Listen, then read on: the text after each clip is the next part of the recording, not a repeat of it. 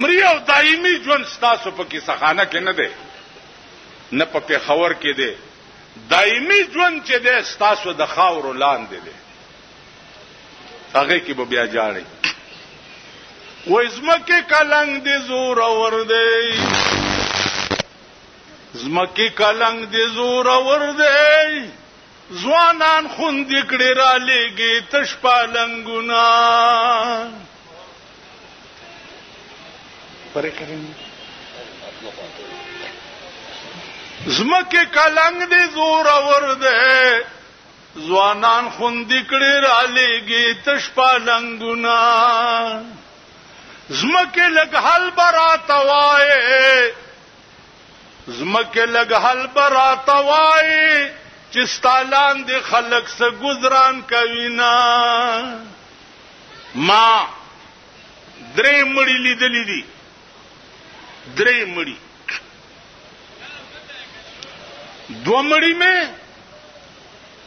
300 کاله پس لیدلې دي چې په چهره داسې مسکراهټ او تابل را پاسي او ما تر غاړي وځي.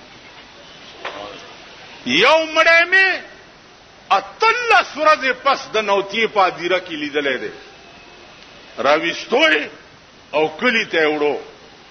ما ورته ډېر څه ویل چې مې او باسي، ول نه جی ته غږ مکوه، زم لاړم ورپسې چې د قبر ډومبه تخته را لری کړه.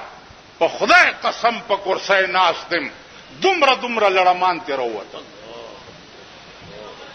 او دومره ویخته وپی او داسې قرار شو چې ما نړ بوټو وته په سیکل را سور شمو بجلیګر ته میزان را ورسول.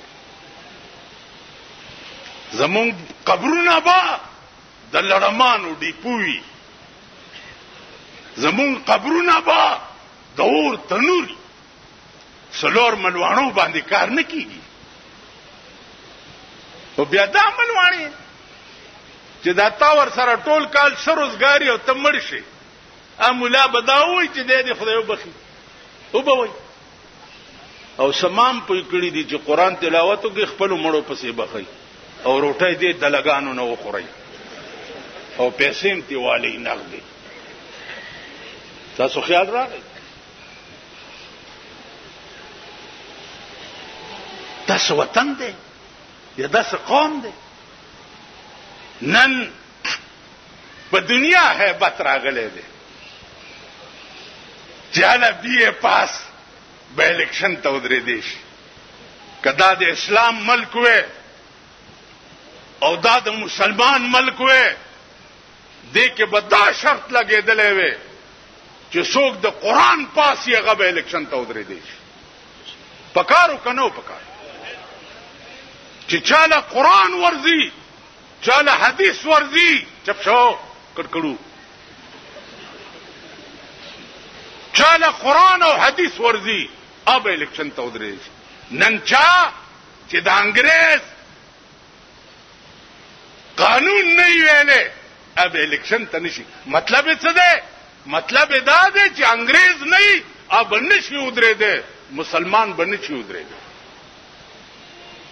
دستا ملک دی یا دستا سو وطن دی؟ که زما په واک وې او چا زما منلې، تھرو آؤٹ ملک با بایکاټ کړی وې چې مونږ الیکشن نه کوو، مونږ د کابل غوندې انقلاب په پاکستان کې غواړو.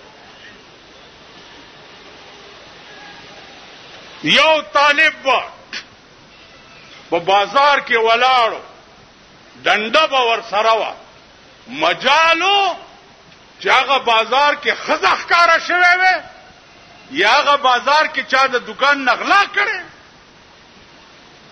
آنند چا د لاسه غرق نه دي، اجوندي دي،